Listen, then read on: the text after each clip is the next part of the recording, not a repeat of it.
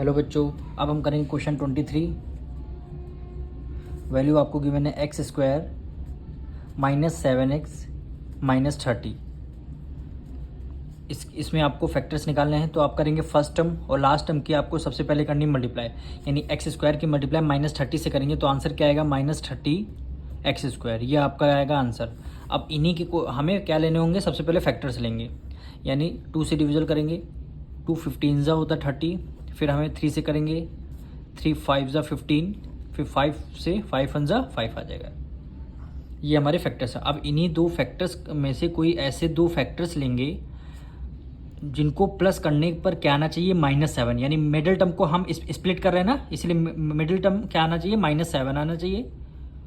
और उन्हीं दो फैक्टर्स की जब हम करेंगे मल्टीप्लाई, जो आंसर हमारा क्या आएगा, मल्टीप्लाई करने पर -30x²।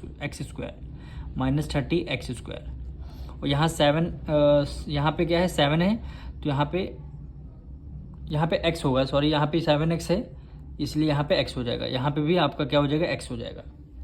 अब देखिए इन्हीं फैक्टर्स में से, तो आप देखिए 5 3 2 जा 6 और 5, इन दोनों को जब प्लस माइनस करेंगे, हमारा अब नहीं आ रहा है। हम देखिए 5 की मल्टीप्लाई 2 से करेंगे, 5 की मल्टीप्लाई हम किससे करेंगे, 2 से। 5 2 जा 10 हो जाएगा, तो हमने यहाँ पर कर दिया -10 और बचा क्या, 3 बचा, हमने यहाँ पे रख दिया 3।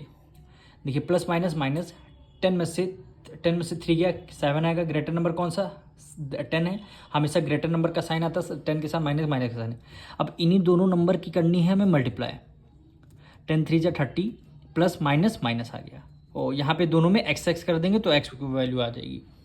अब ये दोनों कंडीशन सेटिस्फाई कर रही है। अब आपको स्प्लिट करने है, यहाँ पे लिखना है, यानी फर्स्ट टर्म को as it is write down करना है और लास्ट टर्म को आपको as it is write down करना है। करना तो केवल मिडिल टर्म को स्प्लिट करना था।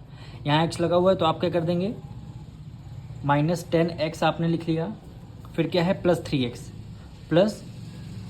आपने लिख लिया। अब देखिए, अब रिवर्स करने पर हमारी यही वैल्यू सेम वैल्यू आ रही है, प्लस माइनस माइनस, 10 में से 3 या 7 आएगा। ग्रेटर नंबर कौन सा, 10 है, 10 के साथ माइनस का साइन या माइनस का साइन हो गया। अब देखिए फर्स्ट 2 टर्म से देन लास्ट 2 टर्म से आपको क्या लेना है, कॉमन। यहाँ x² 2 टाइम्स है, यहाँ 1 टाइम है, तो आपने क्या किया, x को बाहर कॉमन ले लिया, x² में x को कॉमन ले लिया, यहाँ पे क्या बचा, x बचा, माइनस से माइनस लगा दिया। 10x में से अगर आपने x को कॉमन ले लिया, बचा कि यहाँ पे 10 बचा।